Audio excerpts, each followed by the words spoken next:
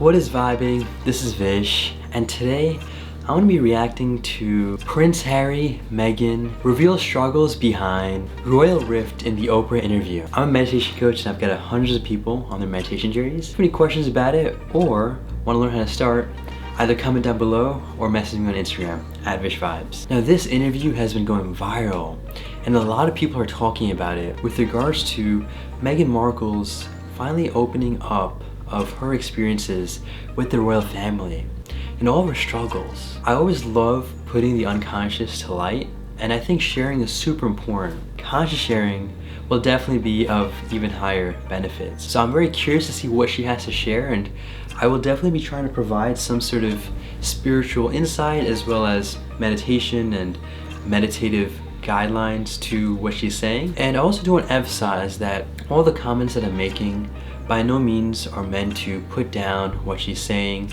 or discredit any of her experiences or any of her feelings or even any that of Prince Harry's.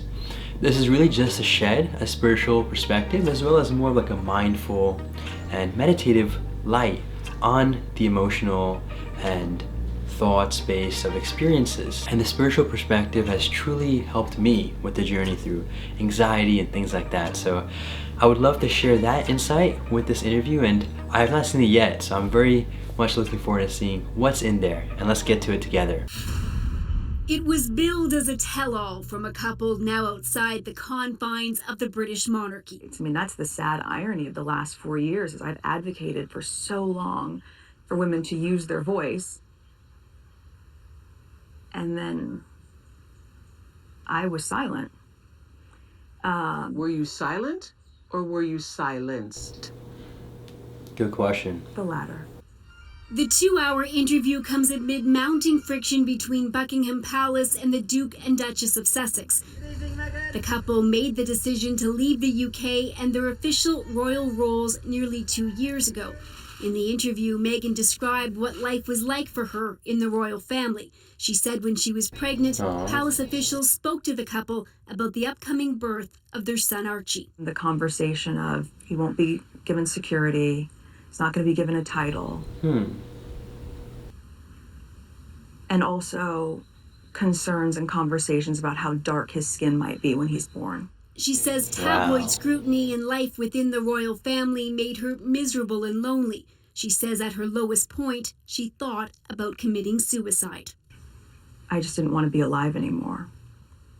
And that was a very clear and real and frightening, constant thought. Before this interview, Meghan accused the palace of orchestrating a smear campaign. Last week, the British newspaper The Times ran a report where sources claimed she treated some of her staff so badly that they quit.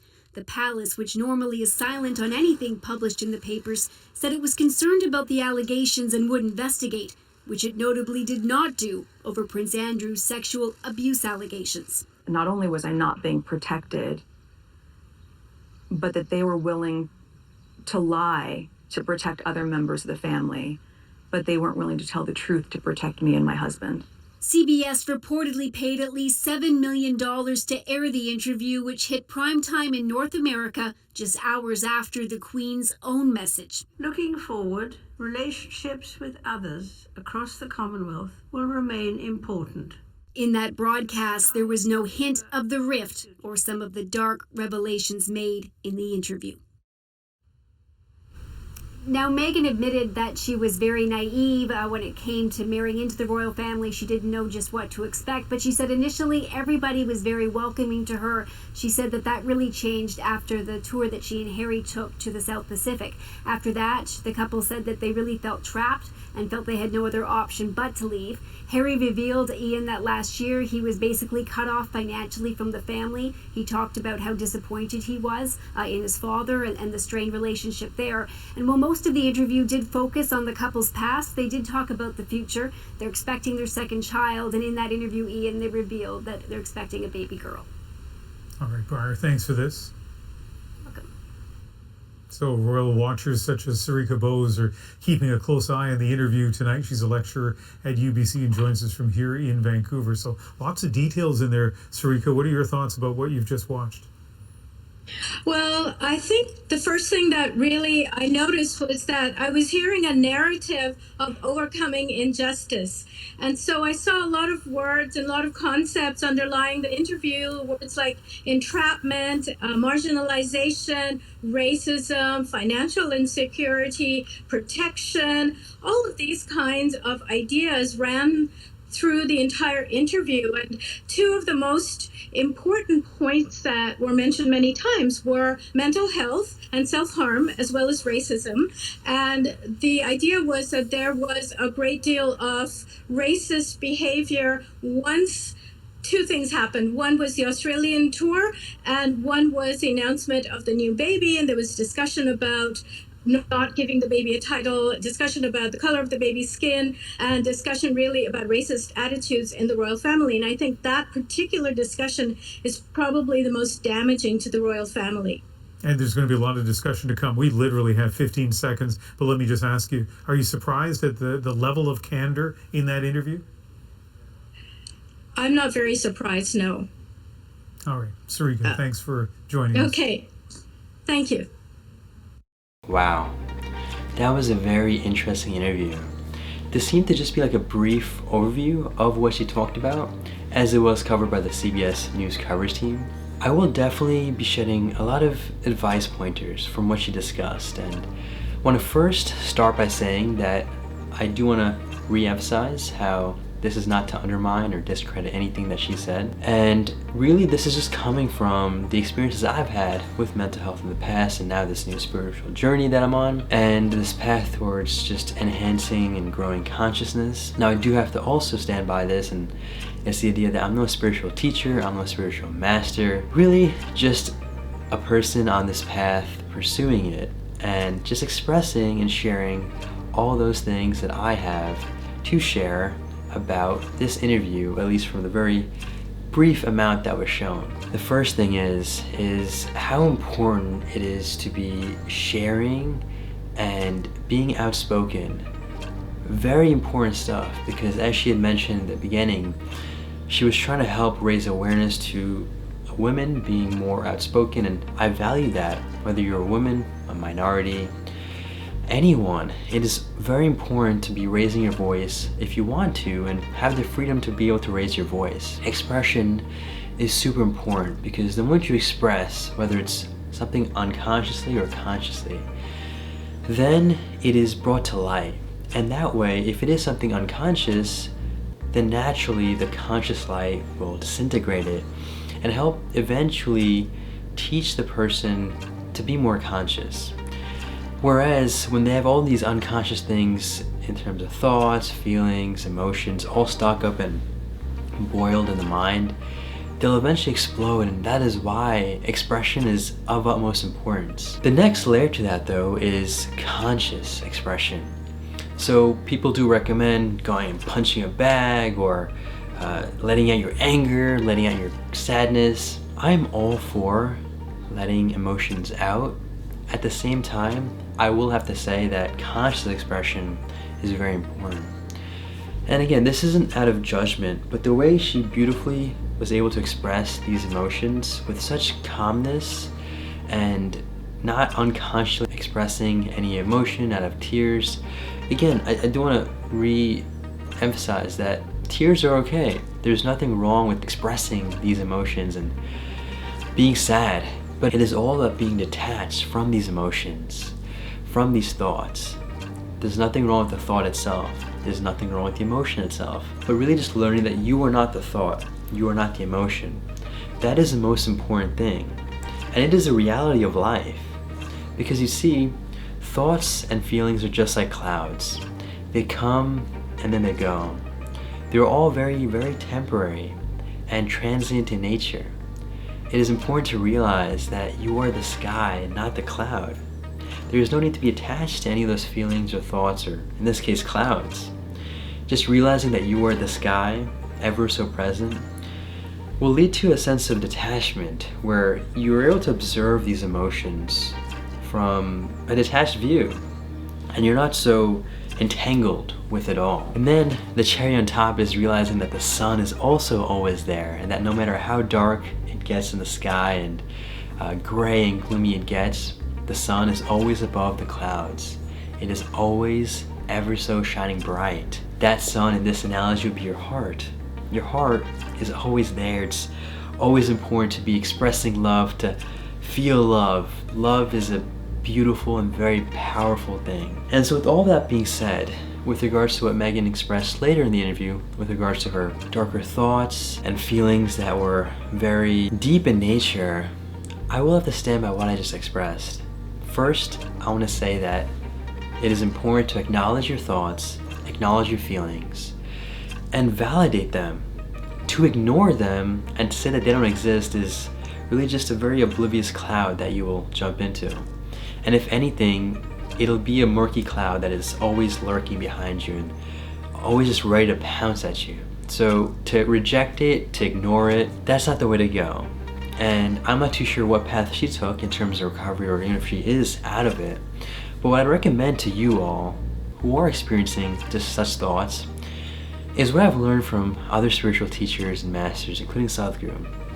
And it's realizing that 1, thoughts and feelings are temporary. 2, that a thought, if you literally think about the grand scheme of the universe, means so little, and that we have the power to give it more power. When you have a certain thought, and then you question the thought, or you worry about the thought, that's another thought on a thought. You're generating more and more thoughts. And so it's important to realize that you are not the thought, so this identification is also very important as a third point. But also more importantly, realizing that the sun will rise for you unconditionally every single day. The trees are providing you oxygen unconditionally every single day. These are the things that matter. If you think about it, this body is super small compared to the town we live in. The town that we live in is super small compared to the state that we live in. The state is super small compared to the country. The country is super small compared to the world. And the earth is super small compared to the rest of the solar system. So if you keep going out and out, it'll put your thought into perspective and really realize how little it means. And so what I'm trying to get at with regards to these thoughts and feelings is it's important to transcend it, not to ignore it, not to reject it. Feeling it is okay, but being attached and identified with these thoughts and saying that this is me, I am that thought, I am this feeling, you're just giving it further strength, which is not even real. And so there's no point living in this false sense of reality. Sadhguru calls it psychological drama, and I think it is a term that is very appropriate. Again, this isn't to undermine what she's gone through, or even maybe things I've gone through in the past with anxious thoughts, or even for all those of you on this mental health journey that are also having troubling thoughts. It's really just to put it into perspective and realize that you have control over these things. It's almost like this: if I were to tell you to not think about a big pink elephant, you're gonna be thinking about a big pink elephant. And so there is a difference and distinction between ignoring something and not giving it attention. What I highly recommend you all is to not give it attention. That doesn't mean you're ignoring it, because when you ignore it, you pretend like it doesn't exist. When you don't give it attention, you're not giving it power. Now, how do you do that? It's all about realizing that 1, it's not important, 2, acknowledging that it exists, but then 3, realizing that it doesn't mean much, and so I'm just gonna focus on something that really matters, whether it's your work, getting some steps in with walking outside, with the family, playing, having fun. Like, these are things that matter because you have control over that. Thoughts, as Sadhguru has said, have no power and no existence, and just can't exist when attention is focused on something else. And that is the reality. And one way of helping with this is meditation. Meditation is a beautiful, beautiful, very simple tool that will help you with that mental hygiene, help you be detached from all these unnecessary things. So I'd highly recommend meditation to you all. Now, you might be wondering, was the racism and the ill treatment justified? Is it okay? Here's the thing. As Jesus beautifully said while getting nailed on the cross, forgive them for they do not know. It is something I will also have to stand by. And can I say that I've experienced what she's experienced with all those mental health things and even the racism? To be honest, no. However, what I've learned from this journey in terms of spirituality is that the truth is ever present in any situation. It'll always apply. And the reason I'm saying that is because if Jesus was getting nailed on the cross and was able to say that beautifully to those people that were nailing him and express that love unconditionally and just say that they're unconscious and they don't know what they're doing, that is all that matters in this world. Yes, it's important to raise awareness to racism and to unconscious behaviors, and like I said earlier, just to shed light to these things. However, what we must first do is learn to engineer ourselves. Because once we learn to engineer ourselves, then we will literally be unstoppable and unaffected by everything in the world. If we instead try to fix every single small thing around us and expect our happiness and our success to be based upon those outside things, then it will be impossible to be happy. You can't fix everything on the outside, but the one thing you can fix for sure is you. This piece of body, this piece of mind, this piece of emotions, and this energy. And that is why I would want to really just wrap this all up and highly encourage you all to look into yoga, meditation. I've been following Sadhguru and Eckhart Tolle a lot, and Eckhart Tolle's book, The Power of Now, is also a beautiful, beautiful book and super powerful. Thank you so much for watching this response to the interview with Prince Harry and Meghan Markle. Make it a great day, take it joyfully, and stay conscious.